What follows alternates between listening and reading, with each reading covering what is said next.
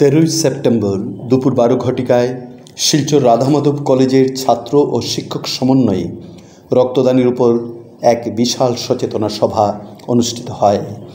Barak valley voluntary blood donors ফোরামের কাছাড় জেলা কমিটির সহযোগিতায় এই সভায় রক্তদানের উপর বিস্তারিত আলোচনায় অংশগ্রহণ করেন কাছাড় জেলা কমিটির সভাপতি দেবব্রত পাল, কার্যকরী সভাপতি নবেন্দুনাথ, সাধারণ সম্পাদক সব্যসাচী রুদ্রগুপ্ত এবং মহিলা শাখার সদস্যা শ্রীমতী কিনকিনি দত্ত। আলোচনা সভার সূত্রপাত করেন রাধামাধব কলেজের অধ্যক্ষ এবং অনুষ্ঠান সঞ্চালনা ও ধন্যবাদ জ্ঞাপনে ছিলেন কলেজের অধ্যাপিকারা।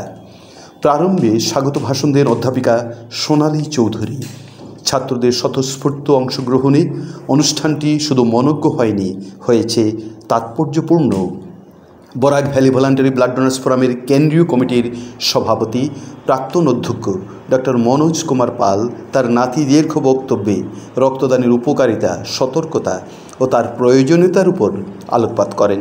এরই মধ্যে একটি রক্তদান শিবির রাধামাধব কলেজ প্রাঙ্গণে অনুষ্ঠিত করা হবে বলে কলেজ কর্তৃপক্ষ আশ্বাস প্রদান করেন। ধন্যবাদ। NE24-এর পক্ষে নবেন্দুনাথ।